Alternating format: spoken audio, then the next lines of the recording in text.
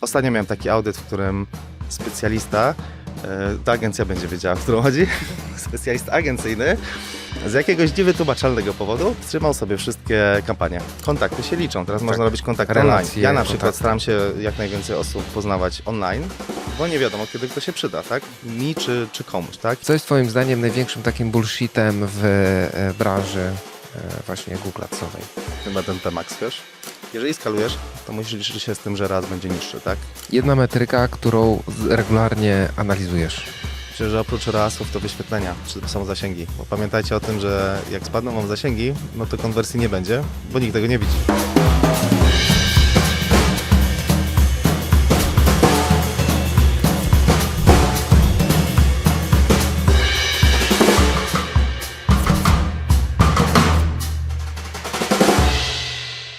Witam Was serdecznie w podcaście I to się liczy, w którym rozmawiamy o marketingu, technologii i danych.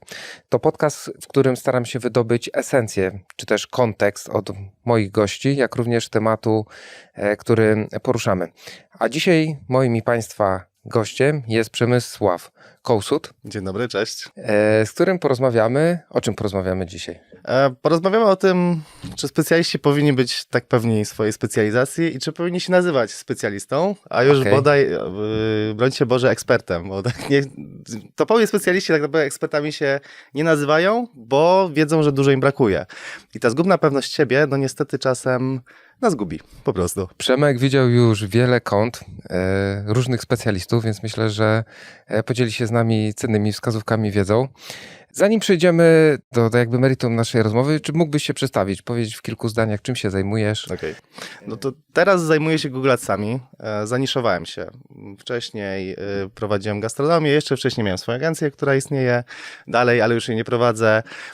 Zajmowałem się i metą, i analityką, i Google Adsami, natomiast tak się zaniszowałem, że teraz Google Ads i tylko Google Ads. Jak mam coś innego, to wyrzucam na zewnątrz, więc jak ja mam jakiś problem z analityką, załóżmy, i potrafię go wskazać, bo to jest cenna umiejętność, żeby być tym T-shape marketerem, no to tak naprawdę wiem, do kogo iść z moim problemem, no i nie wiedzą, do kogo przyjść ze swoim. Więc moją specjalizacją jest tak naprawdę pomaganie innym specjalistom. Czyli jeżeli ktoś chce się upewnić, że to, co robi, jest ok, albo sprawdzić jakieś możliwości, no to wtedy przychodzi do mnie. A tak naprawdę bójcie się, bo ludzki mózg jest zwodniczy i czasem jest tak, że ustawi się coś, albo na przykład ktoś nas rozproszy, tak? Ustawiamy jakąś rzecz, ktoś przyjdzie, zadzwoni telefon i potem zapominamy, że tego nie wdrożyliśmy, a gdzieś tam w naszych myślach wydaje się, że tak jest, tak? I później wchodzimy na konto, albo ktoś wchodzi na konto po paru miesiącach i okazuje się, że no jest taki bubel duży. Zanim przejdziemy do meritum dzisiejszego spotkania, mam dla Was książkę Data Driven Marketing. Wyślę ją do osoby, która napisze najciekawszy komentarz na temat tego, co dzisiaj wynosicie z tego spotkania, co Was zainspirowało w mojej rozmowie z Przemkiem. Także Przemku, powiedziałeś o T-shaped specjalistach. Czy wierzysz w tą koncepcję, czy że dzisiejszy specjalista powinien być taki interdyscyplinarny, czy może powinien się tak wąsko zamknąć w swojej specjalizacji, na przykład być tylko ekspertem od content marketingu w Google Ads? Wydaje mi się, że trzeba to trochę połączyć, bo to jest kwestia tego, w jakiej specjalizacji co będzie ci potrzebne. Załóżmy, że jesteśmy takim specjalistą od Google Adsów, no takim już bardziej zaawansowanym, tak? Który wszedł, ma tą ścieżkę, że był juniorem, no to później warto się zainteresować innymi rzeczami. No i te inne rzeczy wynikają tak naprawdę z tego, co robimy. No bo jeżeli mamy Google Adsy, to od razu mamy spiętą analitykę i dowiadujemy się, że jest coś takiego jak analityka, tak? No i później agencja od nas tego wymaga, no bo dorzucają nam tego materiału. Jak jesteśmy freelancerem, to trochę gorzej, no bo sami musimy na to wpadać, więc musimy włożyć taką umiejętność, która się nazywa ciekawość. I ciekawość jest ważna, tak? Ostatnio wpadłem na to, co sprawia, że specjaliści, nawet tacy, którzy mają 10 albo 12 lat doświadczenia, często się tym chwalą, tak, że jestem 7-10-letnim specjalistą, ale to nic nie znaczy. Nic nie znaczy w momencie, w którym przestają być ciekawi. Bo jak przestajesz być ciekawy, to nagle się okazuje, że dochodzisz do pewnego poziomu, no i potem myślisz, że wiesz, albo że wiesz wszystko, no albo jesteś przemęczony tą pracą, bo wiadomo, to wypalenie u nas się zdarza i wtedy brak ciekawości sprawia, że to konto cię nie interesuje, te rzeczy cię nie interesują i zaczynają się pojawiać jakieś wpadki. Także raz, że ciekawość, a druga sprawa jest taka, że jak pojawiają się kolejne rzeczy, czyli klient czasem ma do wprowadzenia rzeczy, które no, są od nas niezależne, tak? Wysypa się analityka, zepsuł się sklep i tak dalej. No więc jeżeli, załóżmy, wiemy, że ta analityka powinna działać w jakiś sposób, czyli w teorii tak Nie zakupowy, posiadać nocetów. no są różne, tak czy inaczej. Nawet rekomendacje w Google są zasadne, jeżeli wiemy, czego od tego oczekujemy. Jasne. To jest bardziej zaawansowane, tak? Czyli na przykład mamy rekomendację, że włącz nam maksymalizację liczby konwersji. Dzięki temu system włączy nam tą maksymalizację liczby konwersji, jeżeli uzna to za zasadne, jeżeli będzie ten moment. Ale jak sobie tego nie wyłączymy, to nam powłącza na innych kampaniach i tak dalej. Więc to jest jakby to ryzyko. Tak samo jakaś zoptymalizowana rotacja reklam. Nie? Zoptymalizowana rotacja reklam oznacza, że jak wpuścimy sobie nową, to niekoniecznie ta też będzie tak wyświetlona jak tamta, no i mamy testy AB właściwie zepsute.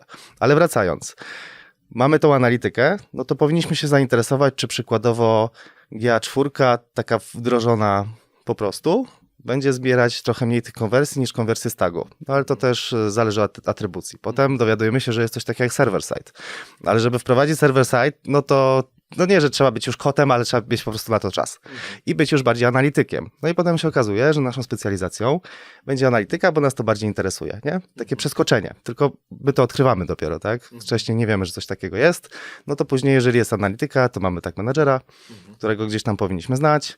Potem się okazuje, że jest wdrożenie na stronie. Nie zawsze klient ma kogoś do obsługi. I często jest tak, ja czasem tak miałem i czasem też tak naprawdę ma każdy specjalista, że wdrażamy rzeczy, które nie powinniśmy, nie mamy za to płacone, ale robimy to po to, żeby projekt szedł do przodu. Tak? Czyli Czy to jest niezbędne? Generalnie te rzeczy, o których mówisz, one są niezbędne, żeby projekt szedł do przodu? No załóżmy, że mamy klienta, który chce wystartować z kampanią produktową, tak? No to Merchant Center i tak dalej powinien być zmięty. No i teraz tak, jeżeli on ma jakąś taką platformę prostą, załóżmy WordPressową, no to nie czekamy na jakiegoś programisty, który na przykład nie istnieje, tylko sami sobie wgrywamy wtyczkę, dodajemy te tagi, ewentualnie tam optymalizujemy ten feed produktowy, bo okazuje się, że przykładowo klient te opisy produktów i tytuły produktów, które ma na sklepie, no to gdzieś tam ma czerwona szafa, załóżmy abstrakcja. Abstrakcja, która jest często rzeczywistością. No i później my już mając umiejętności właśnie T-shape'owe, czyli copywriting, nawet wygenerowany z AI, ale to jest kolejna umiejętność, no to sprawia, że jesteśmy takim specjalistą, że zaczęliśmy od reklam, no ale później analityka, tag manager, rzeczy związane z merchantem, z copywritingiem. Potem wiemy, że przykładowo warto testować inne zdjęcia, że ten kolor na przykład za produktem no będzie miał znaczenie. No ja tak jak Ciebie słucham i na tyle, na ile ja się też orientuję w tym rynku Google Adsowym, to gdybyśmy chcieli zapełnić wszystkie te kompetencje, to byśmy musieli mieć cały zespół w agencji, tak, z 10 różnych działów, jeszcze product managera, który jest tym T-shaped i tak musi to ogarnąć, tak? Ktoś, kto każdy z tych elementów trochę ogarnia, więc faktycznie to może iść w takim kierunku, że od każdego z tych specjalistów, czy to od SEO, czy od Google Adsa, będziemy wymagać więcej w zakresie analityki, GTM-a, czy obsługi narzędzia. Może nie w ten sposób, wiesz, bo chodzi o to, żeby zachować zdrowy rozsądek. Wiadomo, że jeżeli mamy jakąś agencję i ona czegoś od nas wymaga, no właśnie, ja pracując ze specjalistami wiem, że przykładowo niektórzy są bardziej menadżerami, inni są bardziej team liderami, no i potem się okazuje, że szef od jednego wymaga, żeby pociągnął projekt, jednocześnie chce, żeby były procesy, procedury zrobione przez niego, on już na przykład nie ma na to czasu, więc komunikacja też, musi jasno komunikować to, że przykładowo to nie należy do jego obowiązków, to też jest ważne, natomiast ten T-shape bardziej opierałbym o świadomość tego, że coś istnieje. No bo jeżeli, załóżmy, przestajemy mieć wartości konwersji w naszej kampanii, a mamy liczbę konwersji, no to wtedy taki specjalista, który ma świadomość pewnych rzeczy, nie patrząc w ogóle głębiej, wie, że na przykład mógł się wysypać consent mode, że tak mógł się wysypać z koszyka zakupowego, no te rzeczy warto sprawdzić i on potem wie przynajmniej, do kogo to zgłosić. I przykładowo mówi to do analityka, który też mniej więcej znając po części system reklamowy, no bo wie, do czego ta analityka się odnosi, wie, w którym miejscu grzebać. Tak, jak albo zaczyna o co grzebać, zapytać. Nie? tak, no jak zaczyna grzebać w odpowiednim miejscu, to każdy oszczędza czas. Czasem niektórych rzeczy się nie da zrobić. Przykładowo, jak teraz tego Cloudflare'a wywaliło, no to ja też miałem taką sytuację, że akurat audytowałem jedno konto klienta, no i ścieżka była taka, że wszedłem na to konto i produkty były odrzucone ze względu na niedziałającą stronę docelową, komputery, tak, urządzenia stacjonarne. No i to jest taki błąd, który się zdarza normalnie, w sensie to nie musi być serwer wywalony, tylko to się zdarza. No i ja już w głowie miałem, żeby mu to powiedzieć, ale na dzień następny, jak cloud został przywrócony, no to te błędy mi zniknęły, więc już nie miałem punktu odniesienia, ale wiedziałem mniej więcej, co mogło być nie tak, że na przykład można było szukać w odrzuconych botach, które wchodzą z Google'a na stronę, natomiast okazało się w ciągu dnia, że jednak jest to Cloudflare, więc nie wchodziłem na inne strony, sklepy, żeby sobie nie zepsuć humoru, bo wiadomo, jeżeli był duży sklep, no to wtedy no trzeba to odgrzebać, tak? W sensie jeden dzień, w którym nie działają reklamy, no to może być problem. Ostatnio miałem taki audyt, w którym specjalista, ta agencja będzie wiedziała, o którą chodzi, specjalista agencyjny, z jakiegoś niewytłumaczalnego powodu wstrzymał sobie wszystkie kampanie. Tak po prostu. Może mu się KPI nie zgadzały, wiesz. Nie, on po prostu je wstrzymał i po tak 2 godzinach je włączył z powrotem. Wszystkie. No i to sprawiło, że właśnie te PMAX-y, które miały asety, brand zaczął się kierować na inne PMAX-y, bo jak jest PMAX z asetami, to często generuje się brand, jak się go nie wykluczy. A że to konto było duże, w sensie mam na myśli setki tysięcy złotych budżetu miesięcznie, no to do dzisiaj jest to sprzątane, więc taka sytuacja. A powiedz mi, jak się zmienia samo podejście do prowadzenia kampanii w Google Adsie? Jak to wygląda dzisiaj, jak to wyglądało powiedzmy jeszcze 5 lat temu? To znaczy tak, wydaje mi się, że te 5 lat temu troszeczkę ci specjaliści to byli jak połączycie w masełku, powiedzmy. Sami to przyznają, tak? Wszyscy że było klepali więcej po plecach, kasy, tak. Jeszcze było coś takiego jak cashback z Google'a, że wiesz, procent budżetu dawali, nie każdy się na to załapał, więc było trochę więcej kontroli. Wiadomo, trochę mniej AI, trochę mniej tej automatyzacji, natomiast wydaje mi się, że troszkę więcej kontroli mieliśmy. Natomiast to, co mamy teraz, trzeba się do tego dostosować.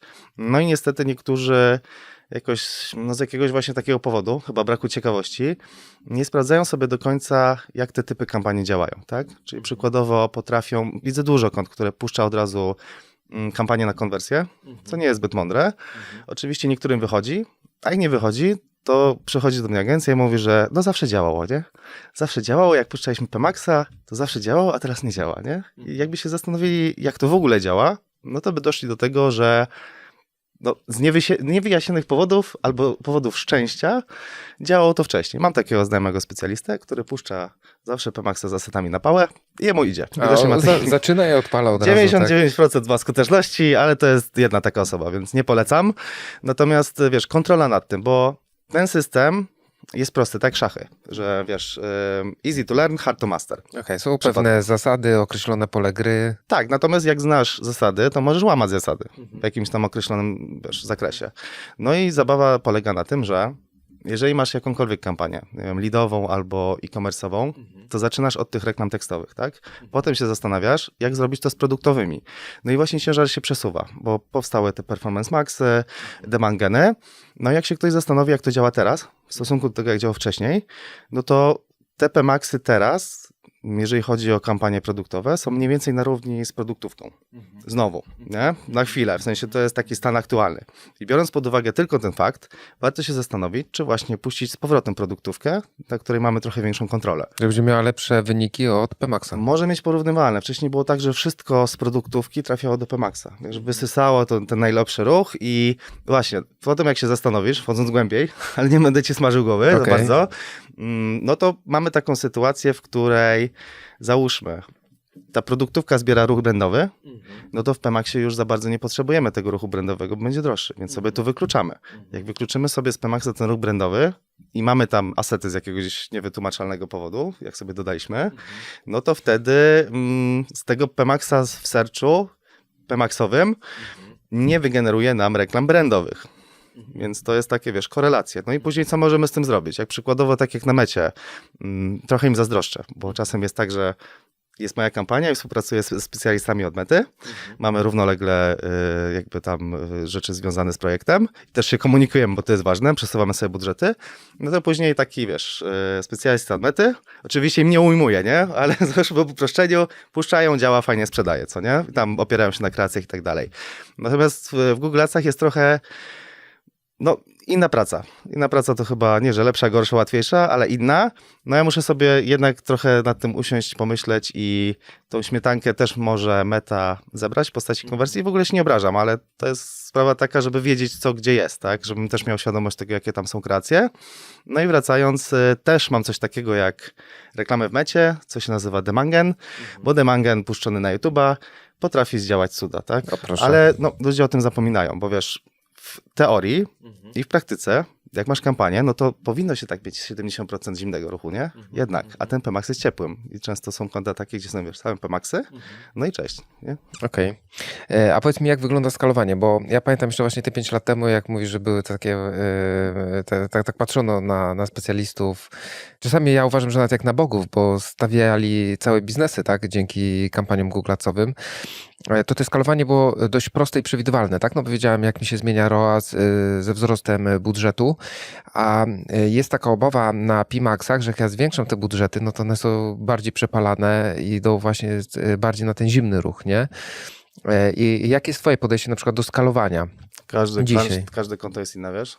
Może tak. Jeżeli skalujesz, to musisz liczyć się z tym, że raz będzie niższy, tak? No wiadomo, ten lifetime value klienta i tak dalej, to ma znaczenie. To ma bardzo duże znaczenie. Więc Google Ads powinno być częścią strategii całej firmy, tak? No bo jeżeli dostarczasz leada, czy to z Mety, czy z Google'a, to najlepiej go jeszcze podgrzać, tak? I jak rozmawiałem często, teraz już mniej, z ekspertami z Australii, z USA, no to oni zazwyczaj mają takie podejście do hakowania systemu, nie? Do hakowania systemu, takie, że na Mecie potrafili sobie robić skrypty, które dawały konkretną wartość konkretnym leadom, to wpuszczali do systemu, wiesz, wgrywali z powrotem te wartości do Mety. Teraz to jest jakby domyślnie, tak, że można sobie większą, mniejszą wartość tego klienta ustawić. Też trzeba z tym uważać, bo no, anegdotkę mam taką, niestety, w której było kierowanie na nowych odbiorców. Tylko że zazwyczaj kierowanie na nowych odbiorców, nie klientów, wiąże się z tym, że wykluczasz klientów. A tam ktoś w tej kampanii, znana agencja. Same znane agencje. Ale nie będą wiedzieć, portfolio. którzy to są, bo nie będą wiedzieć akurat, bo sobie nie sprawdzili do dzisiaj. No to oni wykluczyli wszystkich, którzy w ogóle wchodzili na stronę, nie? Więc nowymi klientami, no to byli ci, którzy właściwie nigdy nie mieli związku z jakiegokolwiek z marką, ale nie o to chodzi. No, klientem twoim jest ktoś, kto kupił. I możesz sobie, wiesz, wgrać do systemu te listy.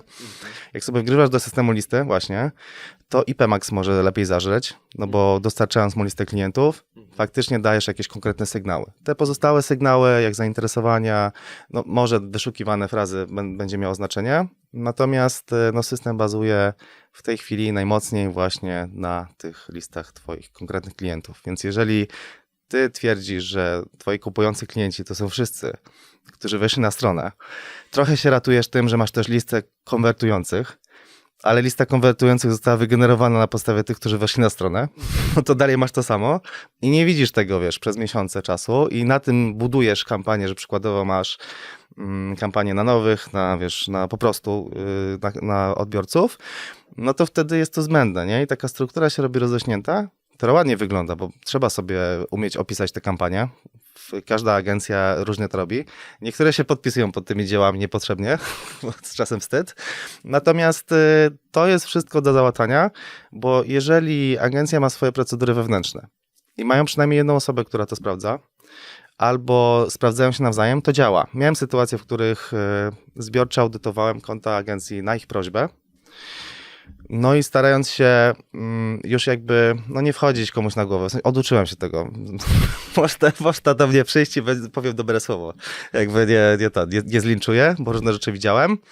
I też moim celem jest to, żeby osiągnąć coś na tym koncie, a nie powiedzieć komuś, że jest niemądry w delikatnych słowach. No to tam wyszła taka sytuacja, że te wszystkie błędy, które były spowodowane tym, że oni czuli, że nie ma żadnych szkoleń na rynku, które by ich satysfakcjonowały, czyli się już tak mocno czuli. nowi specjaliści się wstydzili zapytać o rzeczy, które robili, tak? Że to jak W analityce to obserwuję. przepalił właśnie 10 koła na też. paru kontach i to powiedzieli, że pierwsze koty za płotem. Cytuję, też będę wiedzieć, o kogo chodzi. Natomiast mam nadzieję, że już to poprawili, w sensie głęboko w to wierzę. No i kwestia właśnie komunikacyjna, plus to, że wyrzekasz się procedur, bo masz, ale zapominasz o nich, bo już jesteś, wiesz, tak pewny siebie, a tam jest tego dużo, nie? Żeby się, sam wiesz, żeby przeklikać się przez analitykę, to ja często wchodzę właśnie co do tego tip-shape marketera, przejmując Google'acy, też mam dostęp do analityki często. Bardzo rzadko nie mam, ale to jest zgubne. Natomiast jak mam, no to wchodzę na te podstawowe ustawienia, tak, że jaki jest okres zbierania danych, czy w ogóle to się zbiera, czy te konwersje się zbierają. No i później się okazuje, że projekt był przez 2 lata prowadzony, a nie są odklikane te podstawowe wartości, wiesz, te podstawy podstaw, tak? Już nie mówię, właściwie consent mode potrafi być prowadzony porządnie, powiedzmy, wszystko się zlicza, a te podstawowe rzeczy nie. Bo gdzieś po prostu ktoś w tych procedurach, procesach zapomniał sobie odkliknąć. Wiesz co, ja jeszcze tak wrócę do tego skalowania, bo ostatnio miałem taki case bardziej w zakresie takiego doradztwa, gdzie klient miał taki problem, że chciał wydawać więcej, ROAS był bardzo dobry, no ale była taka obawa, że jak zaczną tego Pimaxa podkręcać cały czas, no to będzie właśnie tymi asetami tam atakował kanały, których nie chciałby atakować. No już pomijam tutaj fakt tego, że tam brand był mocny i brand był wszystko było wrzucone do jednego worka. Jaką byś dał radę na przykład takiemu e-commerce'owi, nie? Który widzi, czy może nawet nie widzi potencjału, nie wie, pyta, jaki mam potencjał? Worek bez dna, dopóki utrzymacie mi ten ROAS. Powiedzmy, mamy teraz 800, 400 jest na granicy opłacalności, nie? Wyłączyć Pimaxa i przejść na produktówkę, czy to jak byś No zobacz, tak, na dużych klockach, nie? Jak no to byś jest coś podszedł? takiego, do czymś? nauczony doświadczeniem, to przychodzi mi dość łatwo, tak? Innym nie, dlatego im pomagam. Kwestia tego, jak to działa, tak? Jeżeli masz Pemax i mocny brand, to trochę inaczej się optymalizujesz. To nie jest złe wyświetlać się na swój brand, ale jeżeli wiesz, duży procent tego to konwersje, to powinno się to odseparować. No bo tak, jeżeli Pemaxa masz już, załóżmy, ogarniętego, jak go podkręcasz, to te rasy za bardzo się zbijają, no to masz demangena. Demangen jest takim mniej upośledzonym Pemaxem. W sensie takim Pemaxem, nad którym masz kontrolę, bo w demangenie możesz sobie wybrać, czy chcesz się wyświetlać na YouTubie, Gmailu, tam Discovery, albo w sieci reklamowej, czego nie polecam. No i możesz sobie wybrać, na jakie urządzenia się wyświetlasz. W Pemaxie teraz też, nie? Natomiast tam, wiesz, optymalizowanie się na telewizory, to jak jesteś Coca-Colą, nie? To się możesz. Racja, albo, tak. albo jakimś tam Media Expert ze śpiewaniem, powiedzmy. Im większa firma, tym większe możliwości, ale jeżeli chcesz utrzymać ROAS, no to zastanów się, jakie masz jeszcze opcje, no bo jeżeli masz tego Pemaxa już nasyconego, no to zrób produktówkę na generyki, no bo generyki ci dostarczą tych nowych klientów, tak? Co z tego, że będziesz miał cały czas... Jak uniknąć kanibalizacji między takim wtedy Pemaxem a produktówką? No Pemax nie powinien być Pemax nie powinien być ogólnie z zasady wyświetlany na brand, ale jak już to masz, to jest ryzyko, że to rozwalisz. No to po prostu zrób sobie produktówkę na generyki, no ale pomyśl o innych kanałach. No i właśnie T-Shape Marketer, nie? Ja wiem, że istnieje TikTok, ty wiesz, że istnieje TikTok. Tam jest zimny ruch, nie? To sprzedaje. Zrób sobie TikToka. Nie musisz tam tańczyć, nie? Tylko chodzi o to, że jeżeli Pemax dowozi na brand, to potrzebujesz uzyskać większą świadomość brandu, tak? No bo jeżeli masz te wszystkie pozostałe działania, SEO i tak dalej, i one ci podkręcą brand, to nie ma nic złego w tym, żeby to sobie dalej szło na brand, tak? Powiedzmy. Nie powinno, ale przy skali to możesz sobie dorzucić YouTube'a. YouTube jest super, naprawdę. To jest rewelacja. Jak masz dobrą tą kreację. Mnie w ogóle zainteresowało to, że sprzedajesz przez YouTube'a. Ja to kiedyś szukałem różnych kursów, wiesz, porad właśnie jakichś takich haków, jak sprzedać przez YouTube'a. Nie, wiesz, modelując atrybucję i patrząc, że to otworzyło mi ścieżkę, czy buduje reputację i tak dalej, nie? Tylko właśnie jak sprzedać, żebym ja to widział w konwersji zamykającej. No masz konwersję po wyświetleniu. Są, I to tak. ci powinno wystarczyć. W sensie lepiej tak, niż jakby, wiesz, miało ci to wchodzić w zwykłe konwersje, no bo na YouTubie masz kliknięcia, masz te przejścia i tak Są też dalej. inne cele, nie? Są inne cele, ale możesz sobie ustawić YouTube'a na zakup. W sensie bardziej demangena YouTube'owego na zakup, bo to, wiesz, zostało przerzucone już. Nie możesz sobie na YouTubie robić wszystkiego, googlowskich YouTube Adsach, tylko musisz robić demangenie, nie? No sprytnie do tego podchodzą, dlatego tym bardziej warto się edukować, jak to działa, tak? Albo jak się zmienia. I wiesz, to jest kwestia już łączenia kropek, tak? Łączenia kropek, to o czym tam przez naszym podcastem rozmawialiśmy, to co mówił Dragan, że czym jest inteligencja, tak? Że inteligencja jest metaforą, analogią. No i właśnie, czy to jest kwestia tego, że niektórzy specjaliści są głupi? Nie, w sensie ja nie uważam się za jakąś wybitnie inteligentną osobę w porównaniu do tych specjalistów, z którymi się zadaję, tak? Bo przykładowo, jeżeli by wymienić jakichś specjalistów, no to mam na przykład takiego Damiana Górnego i on teraz robi taką przewielką platformę do optymalizacji i się specjalizuje w programowaniu. U mnie programowanie to się skończyło gdzieś tam w gimnazjum, jak potrzebowałem sobie, wiesz, zhakować jakąś grę, nie? Czy coś, żeby zrobić trainer. Co tam dalej mamy? Marcina Wsuła, który jest konsekwentny, tak, w działaniu i właśnie, kogo warto obserwować. Te wszystkie nowości zebrane, macie o Marcinia Wsuła na pewno. Tak. Są też zagraniczne rzeczy, ale nie To każdy potwierdzam. nie Dobra każdy z angielskim. prasówka. Tak, tak. No i co tam mam? Mamy jeszcze Łukasza Chyrka, który się specjalizuje w Lockerze trochę i on potrafi robić takie bardzo dobre reguły. Jak ja na to patrzę, on do mnie z tym przychodzi, no to ja bym w życiu na to nie wpadł, ale właśnie po to oni mają mnie, a ja mam ich, nie? Więc to jest taki handel barterowy wymienny. No i mamy jeszcze Damiana Myślaka na myśli w pierwszej kolejności, który tam jest tym ekspertem na oficjalnym forum Google, więc jakby działa godnie ze standardami, tak? No i jakby można wymieniać tych specjalistów jeszcze więcej, natomiast też moim zdaniem, z tego co widzę, każdy specjalista się specjalizuje trochę w czymś innym, tak? Ja jakby zaniszowałem się w tych konsultacjach, audytach. Oczywiście mam swoich klientów, prowadzę ich, bo często to wiesz, przychodzą do mnie, czy prowadzę klientów, bo konsultuję, tak? Że to się jakby wyklucza. Więc każdy ma swój styl. Każdy jest specjalistą w czymś innym, tak? Jedni są bardziej mocni w analityce, a jak są za mocni w analityce, to już tylko w analityce siedzą, ale dzięki temu, dzięki kontaktom, no jesteś w stanie kogoś zarekomendować, tak? Tak jak masz te, wiesz, spotkania biznesowe i tak dalej. Tak, networkingowe albo PLN z Krakowa, Okay. to taki zielony. I chyba... No coś tam jeszcze jest, tak? Kiedyś uczestniczyłem, ale teraz to zmieniło swoją formę. Moi znajomi uczestniczą, tak? Więc wiesz, jak masz odpowiedni biznes, to pewnie się to spina. Niektórzy mają różną opinię, ale wiesz, opinię każdy ma swoją. Tak, tak. Ja też miałem trochę z tym do czynienia i po pewnym czasie akurat też wyrobiłem swoje zdanie, tak żeby tutaj za bardzo nie krytykować określonych grup. Ale co jest najważniejsze w tym wszystkim? Kontakty się liczą. Teraz można robić kontakty relacje, online. Ja na przykład kontakty. staram się jak najwięcej osób poznawać online, bo nie wiadomo, kiedy kto się przyda, tak? Mi czy komuś, tak? I potem ktoś może do mnie przyjść, ale budując tą sieć kontaktów, no to ja na przykład mogę ci, wiesz, polecić analityka, kogoś, wiesz, od Mety, od LinkedIna, kogoś, kto, wiesz, tworzy wideo, czy tak jak tutaj jesteśmy teraz, nie? To jakby z czegoś wynikło, że jesteśmy w tym wspaniałym studiu. się teraz nagrywamy, ale mogę ci polecić malarza, mogę ci polecić, wiesz, kogokolwiek, bo to są osoby, z których, wiesz, korzystałem. No i ty na przykład przychodząc do mnie, to mając jakieś tam zaufanie, a można je stracić po jednej wpadce, ale wiesz, dopóki nie masz wpadek, no to wiesz, daj mi kogoś, nie? Do czegoś tam. Wpadki też się zdarzały. Najlepszym pytanie właśnie, jak też często może, czy jesteś w stanie to typu, zweryfikować. No, czy wpadki zdarzają się najlepszym? Pytanie brzmi, wiesz, definicja najlepszego, nie? Może najlepszy już zrobił wszystkie wpadki, dlatego jest najlepszy. Ja mam to szczęście w nieszczęściu, że widzę dużo tych wpadek, co nie? I to jest moją specjalizacją. Ale Zatrzymajmy się może właśnie chwilę przy tych audytach, nie? Przy tych wpadkach, bo mnie to tak zaintrygowało. Ja w ogóle tylko jeszcze tak dopowiem, sorry, że ci przerwałem, że ja właśnie ciebie utożsamiam jako taki personal brand, jako takiego eksperta właśnie od głównie audytów, nie? Ja ciebie kojarzę właśnie z LinkedIna, przez LinkedIna wydaje mi się, że się poznaliśmy. Tak. I właśnie ten content do mnie akurat twój bardzo trafia, bo ja też tak uważam, że ciężko jest mówić łatwo o rzeczach trudnych. Nie, że to jest pewna sztuka, na przykład Lewiński dla mnie jest inspiracją, który potrafi o analityce w prosty sposób powiedzieć, nie? Ale właśnie tutaj te audyty i tak też od tego zaczęliśmy, nie? Że też taką naszą rozmowę przed podcastem, że ja sobie zażartowałem, że ciebie to się wszyscy w branży semici to boją, tylko żeby Przemek nie wszedł na konto. Historię jedą. Więc jakbyś mógł właśnie, na przykład zacznijmy od historii. Powiedz, możesz się podzielić historią, że tak powiem, z audytu wziętą. To dam ci historię ciekawszą. Chyba w sumie mogę to mówić. Znaczy inaczej, tamta osoba już tam nie pracuje. Był sobie taki menadżer takiej jednej firmy, która współpracuje z G.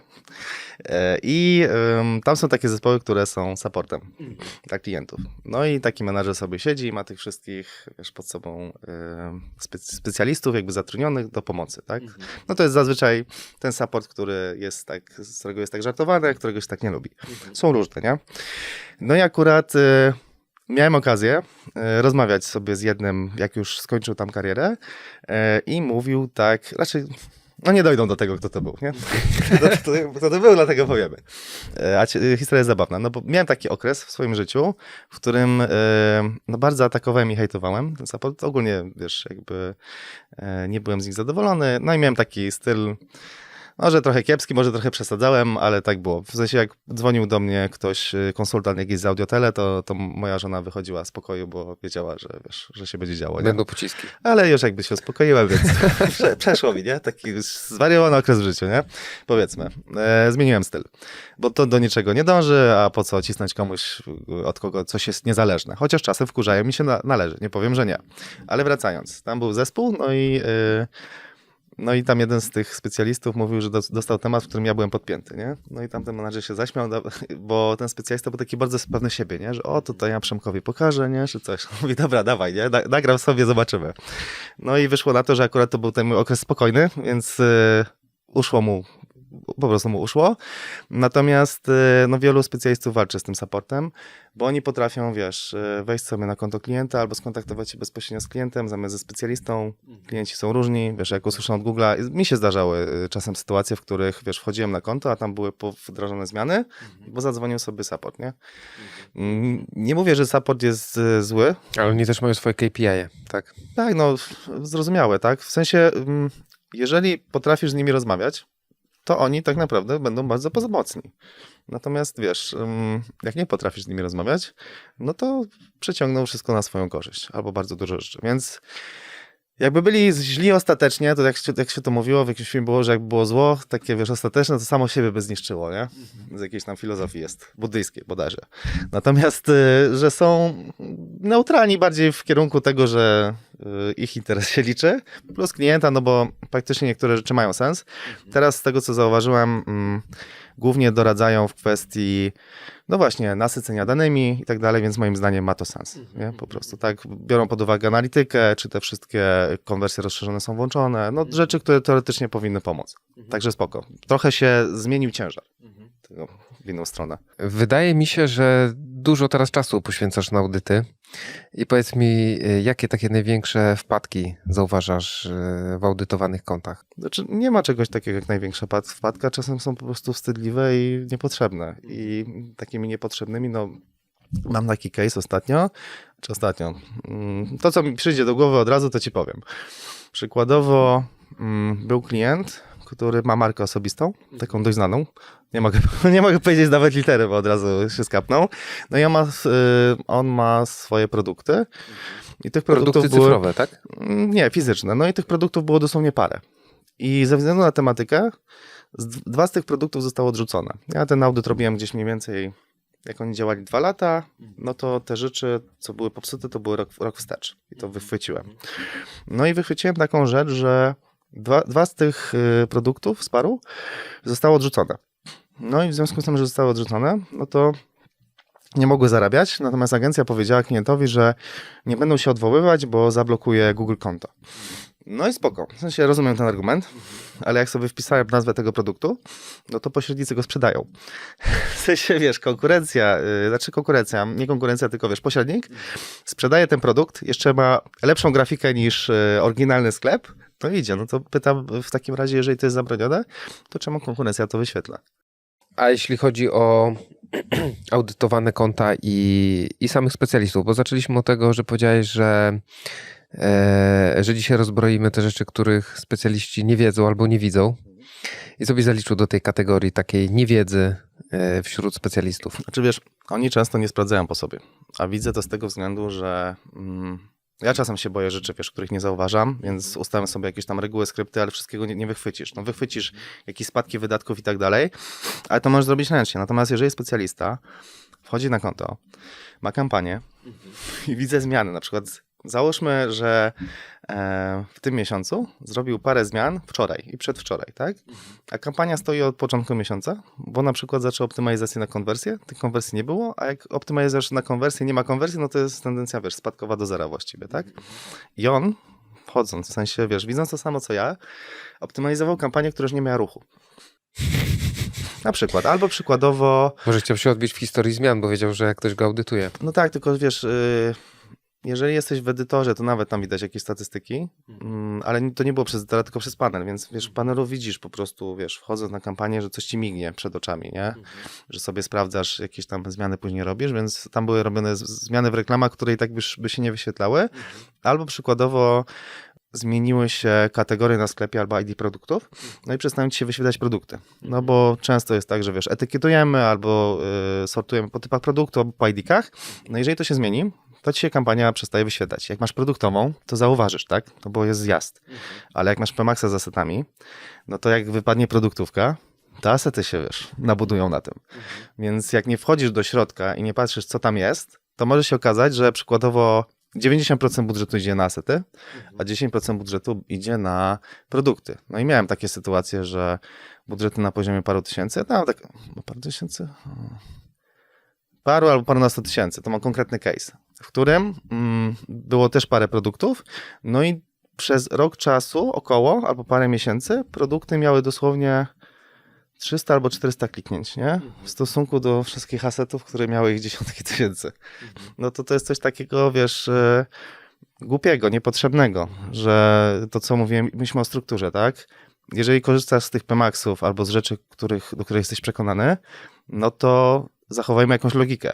Jeżeli sklep jest e-commerce'em, to warto byłoby wyświetlać te produkty. Jeżeli Pemax sobie z tym nie radzi, może sobie zrobić Pemax na sam wid, no to zrób produktówkę, nie? Żeby przynajmniej sprawdzić, jak to dowiezie. A potem kończysz finalnie z Pemaxem, który wyświetla ci na brand, a gdzieś produkty, wiesz, w małej ilości, które ci się jeszcze odrzuciły. No to...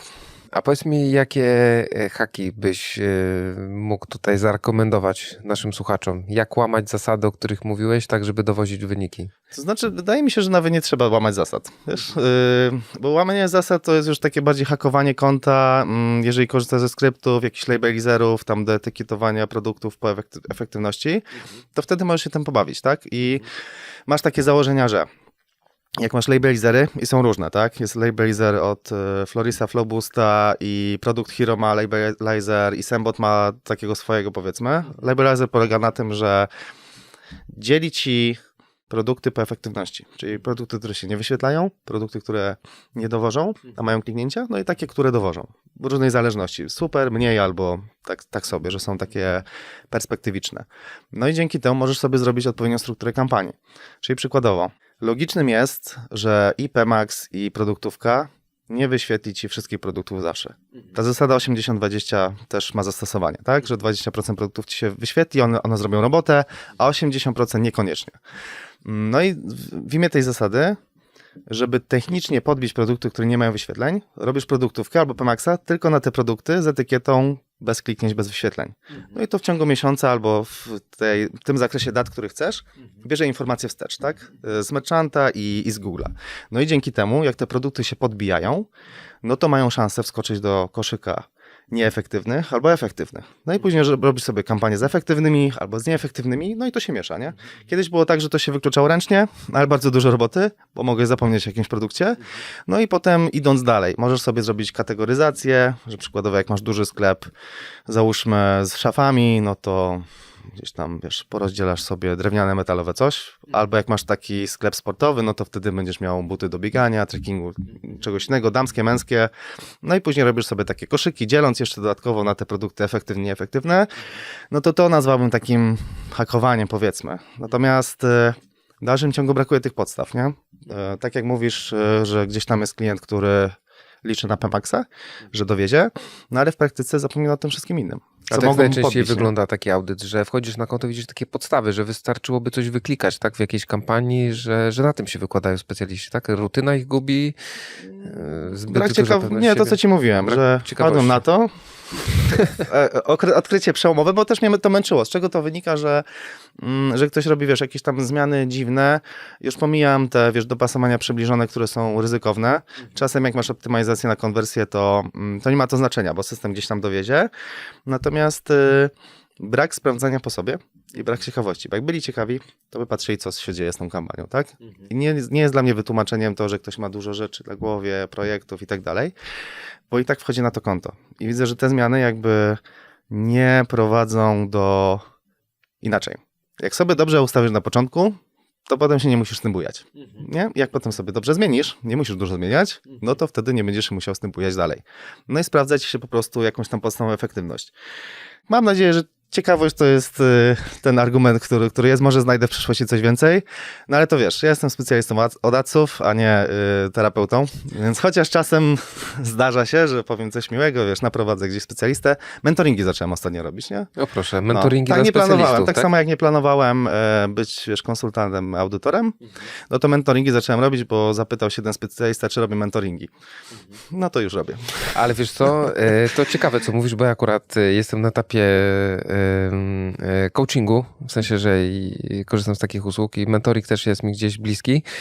Natomiast ja zauważyłem coś takiego w branży analitycznej, że są takie opory przed zapytaniem, bo utarło się akurat tak u nas trochę w branży, że jesteś seniorem, ekspertem, to powinieneś wiedzieć wszystko i głupio jest powiedzieć, że czegoś nie wiem, nie? Głupio jest kogoś zapytać, te fora praktycznie nie żyją. W przeciwieństwie właśnie do SEO, bo SEO to pamiętam zawsze miał jakieś te swoje grupy, fora, gdzie się tak, ale myślę, że jest, wiesz co, nie mogę ci za dużo powiedzieć, bo jak powiem, to się wszyscy domyślą. Muszę się zastanowić, jak to powiedzieć inaczej. Ja mam takie swoje wewnętrzne grupy ze specjalistami, którymi sobie, wiesz, dyskutujemy o różnych rzeczach, uwzględniając NDA-ki oczywiście. Klienci mogą być bezpieczni. Natomiast to trzeba sobie samemu stworzyć, nie? Trzeba sobie samemu stworzyć takie środowisko ludzi, którzy się chcą dzielić tą wiedzą, ludzi, którzy się nie boją tej wiedzy. I ja potrzebowałem takich osób i sobie je wyselekcjonowałem. W sensie same się wyselekcjonowały, bo zgodziły się na taką formę współpracy. Ja mam taką, wiesz, grupę mocnych specjalistów zaufanych, którzy mają podobny styl do mnie. Nie? Ten styl też mi się wykształcił z potrzeby. No i wiesz, zacząłem doświadczać różnych rzeczy, bo też kiedyś byłem takim specjalistą, co mi się wydawało, wiesz, że wszystko potrafię. Też handlowcy jakanci klepali mnie po pleckach, że tak, Przemek, super, nie? No to właśnie nie mówcie specjalistom komplementu, bo to jest, wiesz, jakby dać uzależnionemu coś, więc lepiej nie. To jest trochę tak, jak kiedyś były prowadzone badania na pilotach. Jeśli pilota się zganiło, to lepiej lądował. Jak był często chwalony, no to lądował gorzej. Może coś w tym być, natomiast no widzisz, strach przed pytaniem. Ja na przykład też wchodzę i w tą analitykę, ale często, ostatnio kupiłem taki kurs, nie będę zdradzał nazwy, bo chciałem po prostu te podstawy sobie jeszcze raz przejść, nie angażując nikogo. No i ten kurs nie dał mi nic, nie? W sensie... Są takie kursy, które... Że zbyt dużo podstaw? Nie, po prostu tam wyślę ci później, jak znajdę. Zobaczysz. Natomiast kompletnie tych podstaw, wiesz, mi nie dało. Takie były pierdoły, nie? Ale to zobaczysz, to będziesz wiedział, o co chodzi, nie? Natomiast wiesz, nawet nie dało tego koru, żeby się przeklikać. Tylko jakieś tam, wiesz, gadanie o niczym, co jest trochę dziwne, nie? W analityce, gdzie masz wszystko związane z danymi, no ale się da, no bo są czasem jakieś tam kursy, że wiesz, zostaniesz specjalistą wiesz, w 30 dni, w 7 dni czy coś. No nie zostaniesz, no, może będzie ci się wydawało, albo się będziesz dobrze z tym czuł. Natomiast wiesz, własne doświadczenie i pytanie się innych, nie każdy też będzie wszystko wiedział, tak? Że niektórych podpowiedzi mogą być zwodnicze. No bo jeżeli masz, załóżmy, jakiegoś team lidera w agencji i też mam, no na myśli mam parę po prostu takich, nie? Są takie sytuacje i to nie tylko polskie, że wiesz, jak on ci nie narzuci czegoś, albo nie zweryfikuje, albo jakaś narracja będzie taka, że wiesz, że jest okej. Wiadomo, rozumiem. Są organizacje, w których jak idzie do przodu i się spina, wiesz, całościowo, bo o to chodzi biznes, to spoko, nie? Natomiast dużo tych sytuacji można byłoby uniknąć. Tak, ale tak jak powiedziałeś, ja też w pracy w agencji zauważyłem, że największym wyzwaniem najczęściej jest komunikacja, nie? Przepływ informacji, czy po prostu nawet zwykła ludzka rozmowa. Czasami dużo rzeczy ważnych załatwisz przy kawie. To po tak, prostu ale jak jesteśmy, wiesz, specjalistami, często introwertykami, nie? Ja się na przykład ekstrawertyczny stałem z czasem. Znaczy, no ekstrawertyczno-introwertyczny, zależy gdzie jestem, nie? Jak jestem w Warszawie, to jestem bardziej ekstra, z Krakowie jestem intro. Ale to jest tak, że kiedyś wspólniczka z agencji, która jest handlowcem, brała mnie na spotkania. Z czego w ogóle byłem kompletnie niezadowolony, nie? Nawet chodziłem na te spotkania biznesowe o 7 rano. No masakra, nie? Wstać przed 40 osobami i powiedzieć, czym się zajmujesz, jak siedzisz przed komputerem i nie chcesz się widzieć z ludźmi. Dramat, w sensie wewnętrznie ciężko do przezwyciężenia, ale potem się przyzwyczajasz. Natomiast teraz wiem, że wystarczy parę technik takich, właśnie o czym ci mówiłem. Nie pić kawy wcześniej przed wystąpieniem, bo cię wysuszy i będzie dramatycznie, tylko woda. I co jeszcze? Podobno ludzki organizm nie jest w stanie odróżnić ekscytacji od strachu.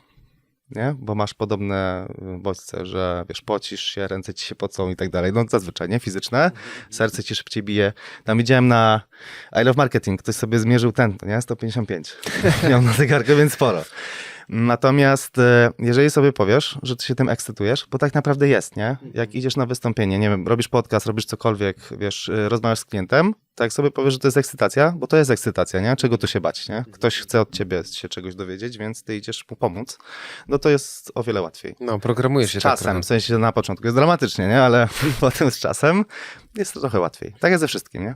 No, wiesz co, mam taką małą prośbę do naszych słuchaczy, ponieważ ten podcast oglądacie bezpłatnie, jeśli wam się podoba i chcielibyście, abym dalej kontynuował ten projekt, zapraszał takich ciekawych ludzi, jak mój dzisiejszy gość, no to zachęcam do subskrypcji, zostawiania reakcji. Za chwilę też będzie mały blok reklamowy, który pomaga w utrzymaniu tego podcastu, także zanim przejdziemy do bloku reklamowego, mam do ciebie jeszcze takie dwa pytania, zadaję wszystkim gościom, czyli bullshit and value. Co jest twoim zdaniem największym takim bullshitem w branży właśnie Google Adsowej? Chyba ten PMAX, wiesz? Tak? I ogólnie, no tak, wydaje mi się, że PMAX jest takim najprostszym, bo liczenie na to, że Google stworzyło dla ciebie typ kampanii, która rozwiąże wszystkie twoje problemy, no to ja bym był podejrzliwy, nie? Bo wiesz, nawet samo, właśnie, wracając do tej ciekawości, najprostszy schemat. Jeżeli byś był ciekawy, to byś zobaczył sobie w PMAX-ie, różnych PMAX-ach na swoich kontach, że niektóre PMAX-y wyświetlają więcej produktów, że bardzo dużo idzie konwersji na brand, nie? A jak sobie wgrasz jeszcze Mike'a Rodesa skrypt, jest taki skrypt do sprawdzenia, gdzie to się wyświetla, potem się okazuje, że właśnie jak sobie wgrasz jeszcze film z YouTube'a, to się wyświetla na YouTubie i ty właściwie nie masz w ogóle na tym kontroli i sobie to leci, nie? Co z tego, że zwiększysz tam budżet bezpiecznie, była taka technika, że 10-15% Tygodniowo? Tak, i będzie okej. No nie będzie okej, bo to jest, wiesz, czysty fart, nie? Jak masz dużo szczęścia w życiu, to spoko, rób. Tak jak twój kolega, który ma taką skuteczność. Proszę go zapytać, czy dalej ta pasta jest podtrzymana, ale ma dużo farta, naprawdę, więc myślę, że tak. Natomiast, no wiesz, ten PMAX może być zwodniczy. Na przykład teraz zrobili tego AI Maxa, tak? I AI Max jest taki, że teoretycznie powinien ci, wiesz, zebrać tak jak dopasowanie przybliżone, jak najwięcej takich przybliżonych fraz, które mają sens. W praktyce bierze ci frazy brandowe, jakieś dziwne frazy, no już zostało udowodnione. Jest taki raport, w którym jednak dopasowanie przybliżone działa lepiej niż ten AI Max. Mam jeden przypadek, taka dziewczyna specjalistka ze mną rozmawiała z Niemczech ostatnio, jest taką niemiecką specjalistką, że mówi, że ma takie konto, które grubo wydaje, no i tam się to sprawdza. Natomiast podchodząc do tego logicznie, wydaje mi się, że to jest kwestia, wiesz, skali. Nie? Że skali i farta też. Tak, no jak masz konto na poziomie od 150 000 w górę, to szczerze mówiąc, możesz sobie zrobić tam cokolwiek. Ale nie? to jest właśnie takie trochę hakowanie, ja tak uważam, nie? Że wiesz, u jednego siądzie PMAX, Google go też pewnie wtedy propsuje bardziej, no bo widzi, że dowozi, klient zadowolony, wszyscy zadowoleni. Tak, to samo ci się układa. No to bo ty musisz to przeskoczyć jakoś inną techniką, nie? Jak masz PMAXa i taką strukturę, nie wiem, zwykłą agencyjną, nie? Dużo PMAXów z asetami, gdzieś tam YouTube'a, wszystko upchasz i masz budżet powyżej 150 000, to moim zdaniem wszystko, co tam wrzucisz, będzie, wiesz, okej, to się samo ułoży. Najtrudniej jest to, wiesz, poskładać w kawałki, bo jak zaczniesz takie większe konto składać, to się okaże, że wyniki będą gorsze, nie? Więc wydaje mi się, że to jest kwestia skali. Natomiast przy mniejszych kontach, nie wiem, jak macie tam dziesiątki tysięcy budżetów miesięcznie, to też jakby ręczna robota ma znaczenie. I co jeszcze? No, nic nie przychodzi mi takiego sensownego do głowy w kontekście, wiesz, Google Ads, bo tam jest dużo pułapek. Nie? Tam jest dużo pułapek i sam Google wypuszcza te nowości, że wiesz, tutaj idźcie w Emaxa, w Demangena. Okazało się ostatnio, że ten Demangen nie jest taki zły. Zrobiłem dużo testów i da się to, wiesz, wykorzystać, ale właśnie musisz wiedzieć, czego w ogóle oczekujesz. Bo te twoje oczekiwania, że zrobię X, może będzie Y, to już jest wystarczające. A największa wartość, co twoim zdaniem wnosi największą wartość do kampanii, do tego, że ona dowozi wyniki? No specjalista. Tak myślałem, że to powiesz. Specjalista największa wartość. Znaczy wiadomo, nie każdy biznes się zepnie z Google Adsami, ale w zależności od tego, bo na przykład w Stanach albo tam ogólnie na zachodzie jest tak, że te ROASy na poziomie 2-3 są ok. Nie? W Polsce 7-10, to niektórzy by chcieli 20, to jest akceptowalne, bo marże są niskie, nie? I w innych państwach czy na innych rynkach Google Ads też potrafi być inaczej traktowany. Jako wiesz, taki dół lejka, nie? Czyli kampanie brandowe i tak dalej i to wystarczy. A u nas no trochę więcej się od tego wymaga. Ogólnie w Polsce specjaliści moim zdaniem, szczególnie w SEO, to jest wiesz, topka światowa, ale z tego względu, że wiesz, w imię zasady, że ustalając różne zasady w różnych krajach nie uwzględnili tego, że istnieją Polacy, nie? No i w związku z tym, że jesteśmy takim narodem pozytywnie kombinującym, moim zdaniem, co jest wymuszone z naszej przeszłości i tak dalej. Natomiast to nam zostało i SEO się w tym odnajduje perfekcyjnie, tak? Więc wydaje mi się, że ta umiejętność odpowiednio wykorzystana no, da sukces nawet przy takich trudnych tematach, gdzie teoretycznie nie da się dowieść. A powiedz mi, bardziej patrzysz na siebie jak na takiego eksperta performance marketingowego, który wiesz, dowozi sprzedaż, domyka, czy może bardziej na takiego, który pomaga budować brand, zasięgi i stawia silne marki? Nie nazywamy się ekspertem w kontekście tego, że wiem, że dużo rzeczy zawsze każdemu brakuje. Specjalista od specjalizacji to jest takie większe słowo. Bardziej uczciwe. Nie? Bardziej uczciwe, z którym się lepiej czuję. U mnie jest tak, że no, ta moja specjalizacja, wiesz, to jest pomaganie teraz innym, nie? Więc ja mam szeroki przekrój, więc daję jakieś tam wytyczne. Ktoś się może z tym zgodzić, nie zgodzić. Czasem daję wytyczne i robią całkowicie coś innego, co nie jest korzystne, ale często konsultujemy się po raz kolejny. Więc w moim przypadku jestem w stanie pomóc we wszelakich tematach. Lepiej się czuję chyba w e-commerce, wiesz, w takich rzeczach sprzedażowych. Mniej się czuję w tworzeniu jakichś brandów, wiesz, YouTube'owych rzeczy, których się dalej uczę, ale do tego mam innych specjalistów, nie? Więc jakby jak coś potrzebuję, telefon i wchodzi, nie? Gdybyście potrzebowali konsultacji, audytów, to odsyłam do Przemka. Z tego co słyszę, też ma szerokie grono ekspertów, których Tak, polecam. Mogę nosić wasz krzyż. Może nosić wasz krzyż. A was zapraszam na chwilę na blok reklamowy i widzimy się z Przemkiem za sekundkę. Sponsorem dzisiejszego odcinka jest firma Adrian Andrzejczyk Performance Marketing, czyli ja. Jeśli jesteście zainteresowani usługami związanymi z GA4, server side lub hurtownią danych, jednym źródłem prawdy, to zachęcam Was do kontaktu. Jeśli natomiast chcielibyście zobaczyć reklamę swojej firmy w moim podcaście, napiszcie do mnie, a prześlę Wam ofertę. Wracamy po przerwie. Nie byłbym sobą, gdybym nie zapytał o AI. Powiedz mi, jak się do tego odnosisz? Czy korzystasz z takich popularnych LLM-ów, ChatGPT i innych narzędzi w swojej pracy na co dzień? Wiesz, ja jestem jakby cały czas na bieżąco. W sensie tak mi się wydaje, jestem w takich grupach specjalnych, wiesz, śledzę to mniej więcej. Pewnie zawsze można by wykorzystać więcej niż mniej. No ja do kopii dużo wykorzystuję. W sensie, wiesz, wiem czego oczekuję. Czasem mam takie master prompty też, polecam. Master prompt to jest, wiesz, takie, że robisz sobie jakby audyt samego siebie, a potem ten plik wrzucasz tak, żeby był kontekst, bo usłyszałem, że AI potrzebuje zawsze kontekstu. Ma to sens? Tak. No więc korzystam z tego w taki sposób, nie? Nie, że zadajesz pytania i za każdym razem mówisz, że zachowuj się jak specjalista Google Ads, to nie wystarczy. Chociaż w jakiejś podstawie to często jest lepsze niż takie, wiesz, napisanie z głowy. Ja zawsze miałem taką umiejętność, że z głowy potrafiłem pisać, ale teraz jak mam tego, wiesz, czata, GPT, no to trochę to ułatwia, bo ja, wiesz, wiem czego chcę, wiem czego oczekuję. W Google Adsach jeszcze możesz spiąć tak, żeby analizował ci wyniki. Jeżeli chodzi, wiesz, jakieś tam rzeczy, KPI i tak dalej. Są różne narzędzia. Google też swoje teraz wypuścił, więc no niektórym mogłoby się to przydać, nie? Bo dostanie te sygnały, że coś jest nie tak, nie? Każdy sygnał właśnie ma znaczenie, tylko trzeba umieć na to patrzeć. No inaczej, jak to powiedzieć, myślenia się nie nauczysz, nie? To już jest jakby poza, ale możesz się wesprzeć tymi wszystkimi rzeczami obok. Wydaje mi się, że mógłbym trochę więcej tego wykorzystywać, ale w tej formie, jaką ja wykorzystuję, wydaje mi się wystarczające. Mówiłeś, że value jakby w prowadzeniu efektywnych kampanii Google'acowych to jest specjalista. Że podkreślasz cały czas tą jego rolę, nie? Z jednej strony trochę krytykujesz, no bo z wieloma domyślam się, że współpracujesz, audytowałeś i tak dalej. Natomiast moje pytanie jest takie, czy wierzysz w coś takiego, że te AI zabierze nam pracę, że te już Google'acy będą w pełni zautomatyzowane, że tylko klikniesz Pimax i się wszystko dzieje samo? No nie będą, bo to jest tak, że specjalista od Google'aców, to o czym rozmawialiśmy, musi mieć szeroki pogląd na to, co się może zepsuć i co można zrobić.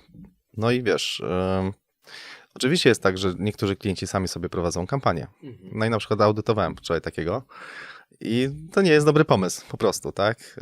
Różne rzeczy się tam zdarzają, ale w związku z tym, że ja zauważyłem u niego, że konwersje się zazliczają, no to on już teraz uruchomił swojego programistę, wiesz, zrobi te rzeczy, wróci do mnie i sobie dalej będziemy nad tym pracować.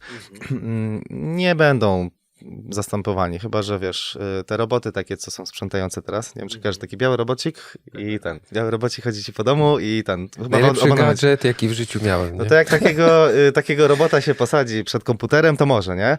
Natomiast chodzi o to, że no, specjalista musi połączyć te wszystkie kropki, tak? W sensie wyznaczyć tą strategię. To zawsze było robione, nie? Tylko było tak nazywane, że każdy specjalista tylko klika, co jest nieprawdą. W sensie on z samego faktu tych swoich czynności, no wiesz, i tak musi się złączyć z analityką, pomyśleć, jakie produkty promować. No AI pomoże ci w tym później, tak? No bo teoretycznie automatyzacje wskażą ci, które produkty promować, ale ty wiesz, musisz się też z tego czasem wycofać, mając świadomość, wiesz, marżowości, jakichś tam innych zawirowań na rynku. No i co do specjalistów, to, wiesz, to nie jest tak, że specjaliści mają jakąś złą wolę, nie? Bo to jest tak, że każdy specjalista, będąc w pracy, no chce pomóc tym swoim klientom i agencji, nie?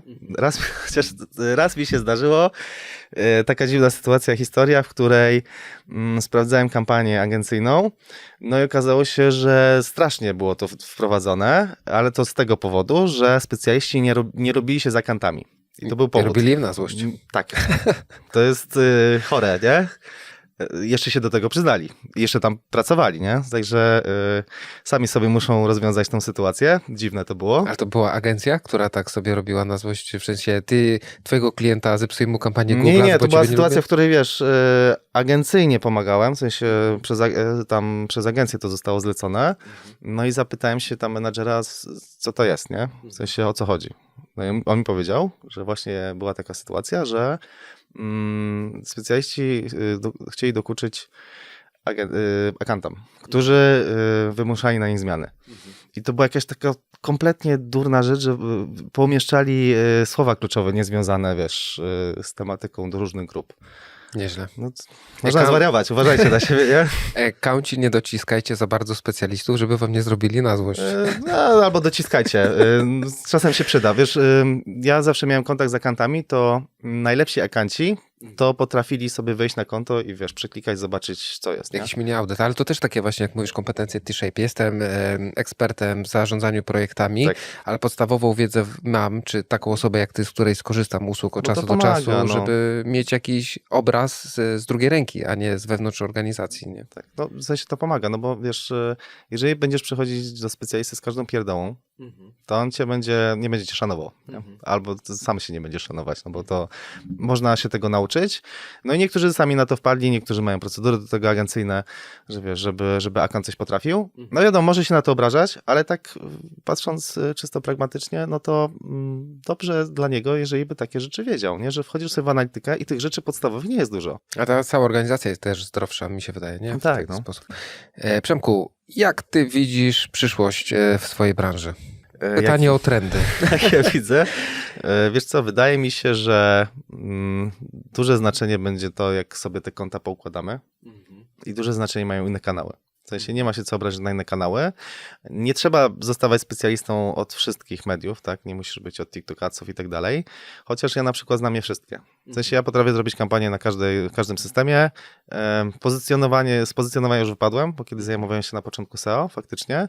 Nawet udało mi się wypozycjonować na darmowe MP3 i teledyski stronę. Także wiesz, mój wielki sukces, ale to było w 2000 tam, którymś, wiecie, początkach 2000 lat.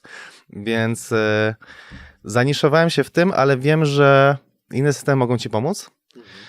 To jest trochę mordęga, żeby obsługiwać wszystkie systemy na raz, z samego faktu tego, że musisz przełączać trochę myślenie, nie? Nawet wchodząc do analityki, trochę inaczej myślisz, optymalizując te rzeczy, tym bardziej, że może ci to zabrać trochę za dużo czasu, nie? Ja na przykład często nie wdrażam analityki, bo wiem, że jak wysypie mi się jedna rzecz, to będzie ciąg po prostu kolejnych wydarzeń, jakieś domino że takie 2 dni mi na to zejdzie, a ja będę miał inne rzeczy i wiesz. Dobrze, jak 2 dni, a nie 2 miesiące na przykład, nie? Czasem niektóre rzeczy są nierozwiązywalne. Sam wiesz, nie? Że po prostu się nie da. I z tego względu, że ktoś sobie wybrał jakiś customowy system wspaniały, nie? Dedykowany, to się tak nazywa, nie? Dedykowany system, na którym się nie da nic zrobić. Mój właśnie case przed przyjściem tutaj, mały pożar, który musiałem ugasić, ale to ja może nie będę mówił o swoich audytach. A powiedz mi, a jak widzisz przyszłość specjalistów? Bo już co, w pierwszym de facto odcinku był u mnie Tomasz Trzusło i z nim też tak trochę rozmawialiśmy o tym T-Shape, specialist i tak właśnie zastanawialiśmy, czy to nie jest też przyszłość właśnie, jeśli chodzi o kierunek rozwoju specjalizacji, nie? Że trzeba będzie mieć pochwytane troszkę jakieś... Tam chyba komentarz nawet zostawiłem. Nie zgadzam się z nim, ale w sensie inaczej. Ze wszystkim innym się zgadzam, z tym się konkretnie nie zgadzam, bo wiesz, raz, że nikt nas nie zastąpi, dwa, że ten T-shape i tak już występuje, moim zdaniem od samego początku. Nieuniknione jest, w sensie jesteś specjalistą od analityki, załóżmy, no to widzisz w GA4 ruch z mety, widzisz z AdWordsów, nie? Innych, widzisz z LinkedIna. No to musisz wiedzieć, wiesz, jakie, załóżmy, UTM-y puścić jakiemuś specjaliście, nie? No to wtedy zastanawiasz się, skąd ten ruch pochodzi, co to jest w ogóle, nie? Co to są jakieś cross-domainy, coś, wiesz, cokolwiek, tak? Dokładnie. No, więc nie da się być zaniszowany w jednej specjalizacji. To nie wiem, jak jesteś malarzem, nie? No to właśnie też. Gładź też położysz. No dobra, no ale jak jesteś malarzem takim artystą, to farbami też musisz się zainteresować, bo wiedzieć, jak ci, wiesz, to zgęstnieje, czy coś tam, olejne, inne rzeczy, wiesz, płótna, jak to sobie, wiesz, tam zrobić to płótno, żeby dało się malować. Nie da się być jakby zaniszowany w jednym. Zobaczymy, jak Tomek skomentuje tą rolkę. Wytniemy to. Usuniemy komentarz. Jaki komentarz? Żadnych komentarzy nie będzie. Nie, no po prostu wiesz, wydaje mi się, że ta automatyzacja bardziej nas pomoże. No i patrz, jeżeli specjalista w swojej danej niszy dalej nie ogarnia i AI w tym nie pomoże, w sensie to są takie błędy, w których ci nie wyciągnie AI. W sensie AI ci nie przywróci w merchancie feedu, który się wysypał. No tak, tak. Nie ma możliwości, bo go nie ma, nie? AI ci nie wyznaczy jakiejś strategii, wiesz, albo no wiadomo, content coś ci zrobi, natomiast to musi być nakierowywane. Oczywiście są pewnie branże, które AI całkowicie wypcha, natomiast wydaje mi się, że to jest cały czas sterowanie i czy będzie łatwiej specjalistą? Nie wydaje mi się. Nie wydaje mi się z tego względu, że wiesz, popełniając podstawowe błędy, dostajesz jeszcze narzędzie takie grube do automatyzacji, na którym jesteś w stanie, wiesz, zrobić duże rzeczy, nie? To jest pole do błędów. Więc potrzebujesz specjalistę AI i specjalistę, który będzie pilnował tych dwóch. Mi się podobał kiedyś taki podcast z Bartkiem z Sembota, który powiedział, że przewagą naszą nad AI-em będą kompetencje miękkie, umiejętność budowania relacji, takie cechy interpersonalne. Nie? Widziałem się z nim ostatnio na tej ich konferencji. Nie powiem wszystkich szczegółów naszej rozmowy, natomiast zgodzę się z nim, że to narzędzie, które zbudował wewnątrz firmy, tam Sembot, tak, Sembot, ale Sembot jeszcze wewnętrznie ma takie narzędzie wspierające swoich specjalistów, że wiesz, możesz sobie zrobić w projekcie jakieś zadanie konkretne, że przykładowo przygotuj mi kampanię na narty, załóżmy w searchu, takie trochę podstawowe pomagałem rzeczy. z tym tak swoją drogą. Tak, no i jakby ja na początku się z tym kompletnie nie zgadzałem. Nawet taką małą wojenkę sobie zrobiliśmy, sobie wyjaśniliśmy się, jest wszystko w porządku, bo nie zrozumiałem koncepcji. Ale jak z nim porozmawiałem, to już rozumiem i w pełni się z nim zgadzam, że takie rzeczy są potrzebne, tylko no właśnie ten specjalista musi, wiesz, wiedzieć, czego chce. A żeby wiedzieć, czego chce, to on musi znać możliwości. Nie? Żeby znać możliwości, no to się robi ta T-shape. No. Zbliżam się do końca, nie będę cię przetrzymywał. Nagrywamy ten odcinek przed Black Weekiem. O właśnie, ja już jestem przygotowany, więc spokojnie. Mam taki blok quickfire, takie krótkie, szybkie pytania. Możemy zaczynać? 5 pytań mam do ciebie. Jedno narzędzie, bez którego nie pracujesz, to? No chyba ten czat, nie? GPT jednak jest potrzebny. Nie jakoś bardzo, bardzo, ale wspomagam się często. Jedno pytanie do klienta, które zawsze zadajesz. Czego oczekuję od kampanii? Jedna metryka, którą regularnie analizujesz. Myślę, że oprócz ROAS-ów to wyświetlenia, czy są zasięgi. Bo pamiętajcie o tym, że jak spadną wam zasięgi, no to konwersji nie będzie, bo nikt tego nie widzi. Też pod brand, nie? Takie. Tak, w sensie nawet jak masz optymalizację, w której, to będzie dłuższa odpowiedź na szybkie pytanie. Dawaj. Jak masz optymalizację na konwersję ROAS-y, to wiesz, ustawiając sobie w przeglądzie te różne metryki, tak? Kliknięcia, ROAS docelowy, ten twój ROAS też prawdziwy, no to jest tak, że ten sygnał, w którym zaczynają ci spadać wyświetlenia, to jest taki pierwszy sygnał, żeby zacząć się martwić właśnie o ten ROAS swój. Na przykład obniżyć oczekiwania ROAS-owe, bo jak zacznie ci spadać za bardzo, to zaraz to pociągnie, wiesz, konwersję ze sobą. Bo to oznacza tylko tyle, że Google przestaje, wiesz, szukać tych miejsc, w których mogłoby skonwertować, albo ich po prostu nie ma. Więc te wyświetlenia moim zdaniem są bardzo ważnym sygnałem. Jeden błąd, który najczęściej robimy przy budżetowaniu. Myślę, że przeszacowujemy, tak? Bo nawet ja mam tak, że zaczynam zazwyczaj na budżetach testowych, albo na przykład mamy wrażenie, teraz właśnie z grupy Marcina Wsuła ktoś tam zadał pytanie, czy mając Pmaxa i Searcha, Pmax nie dowozi, Search dowozi, to czy z tego względu, że Search dowozi, a Pmax nie dowozi, powinien zwiększyć budżet w Pmaxie? Nie? Zachowanie logiki w tym wszystkim po prostu jest ważne. Więc jak dosypiesz budżety do kampanii, która nie dowozi, teoretycznie w niektórych przypadkach może zacząć dowozić, tak? Z powodu ograniczenia, ale jak nie dowoziła i nie dowozi, no to raczej, wiesz, idąc taką czystą logiką, nie będzie. A nie masz jeszcze takiego wrażenia, że czasami jak te kampanie są tak ograniczone, to trochę lepiej pracują? Zgodnie ze sztuką powinny być nieograniczone budżetem, chociaż zdarzyła mi się sytuacja, w której specjalista z innej agencji przejmował moje konto. W sensie u mnie przejmowanie kont jest bardziej na zasadach takich otwartych, tak, że jeżeli ktoś bierze moje konto albo czyjeś konto, to ja zagaduję do kogoś albo ktoś do mnie i to jest najuczciwsza forma, bo każdy z tego korzysta, a nie tak, wiesz, po cichaczu, bo się dowie pewnych rzeczy, więc taką formę sobie zrobiłem. Natomiast wracając do naszego pytania, to może jeszcze raz powtórzę, bo zgubiłem wątek sam. Wiesz co, właśnie jak masz na przykład takie Pmaxy, nie? Takie przykładowo i one tam wymagają od ciebie podniesienia budżetu, a ty cały czas je tak troszkę przyduszasz, nie? To mając takiego specjalistę innego, to on na przykład powiedział, że nie lubi się ograniczać w budżetach, nie? A tam były budżety na poziomie 4000 na jednej kampanii, a żądane było 10. Myślę, dobra, to przesada trochę. Natomiast możesz mieć rację, że w niektórych przypadkach tak jest, faktycznie. Nawet by się tak wydawało. Natomiast co do zasady, jeżeli twój wynik jest utrzymywany, to raczej bym dążył, wiesz, do podnoszenia, chyba że masz taką sytuację, że masz Pmaxa z brandem i właściwie będziesz wydawał więcej na brand, co jest bez sensu. Ale jak masz kampanię taką na generyki, powiedzmy, zapytania generyczne, to jak najbardziej bym tam podnosił, wiesz, pod limit, natomiast miał jakieś założenia, bo czasem optymalizując kampanię na manualne CPC, będzie lepiej niż na docelowe ROAS albo konwersję. I to jest zależne od różnych rzeczy. Natomiast też świadomość tego, jakie są opcje, sprawia, że z czegoś się możesz wycofać, przetestować, wrócić do tego i no, ten system nie jest idealny. Nie? To nie jest tak, że działa przeciwko tobie, ale działa w oparciu o jakieś założenia. Niestety niektóre założenia są nieznane nawet supportowi i nie są w stanie powiedzieć na przykład tego, a jaką wartość należy podnieść wartość nowego klienta, żeby ta kampania się spinała, a nie, wiesz, nie podbilibyśmy ROAS-ów nie wiadomo ile. No i znając część zasad, gdzieś tam możemy manewrować, tak? Jest jakieś ryzyko błędu. Odradzałbym w tym podnoszeniu albo obniżaniu budżetu jakichś drastycznych działań.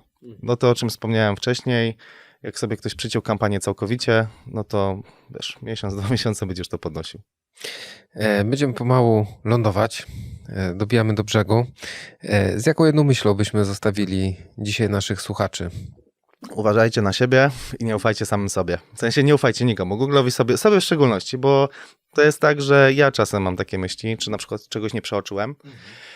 Wydaje mi się, że to nie jest chorobliwe, czy jakieś przesadne, że wiesz, sprawdzam, natomiast to wynika z mojej specjalizacji, ale wiesz, zbytnia pewność siebie gubi i mózg jest zdradliwy, ludzki, nie? Że wiesz, o czymś zapomnimy, coś się wydarzy, szczególnie teraz, jak wiesz, ADHD, no nie, że jest modne, ale coraz bardziej popularne i wykrywalne, że wiesz, robisz pewną rzecz i potem nie kończysz, nie?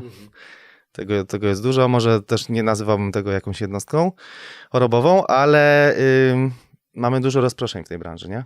Tak, W sensie przebodźcowanie. Wszystko nas jest w stanie, wiesz, nie każdy też wytrzymuje siedzenie przed komputerem tyle czasu, nie? Tak, Więc tak. jakby dbajcie o siebie, ćwiczcie, zdrowa dieta ma to znaczenie, tak? W sensie zdrowa dieta ma znaczenie na mózg i jakby będąc specjalistą wieloletnim, to wiem, że jakby edukowanie się w tych wszystkich pozostałych rzeczach, tak? Czyli, nie wiem, postawa, ćwiczenie, wiesz, jakieś tam to, że możesz garba dostać albo jakieś tam rzeczy, to, że twoje jelita wpływają na twój mózg, to wszystko ma znaczenie. A wydawałoby się, że wiesz, specjalista od Googlaców, który musi te wszystkie rzeczy wiedzieć. Dzięki za ten kontekst i za tą końcówkę.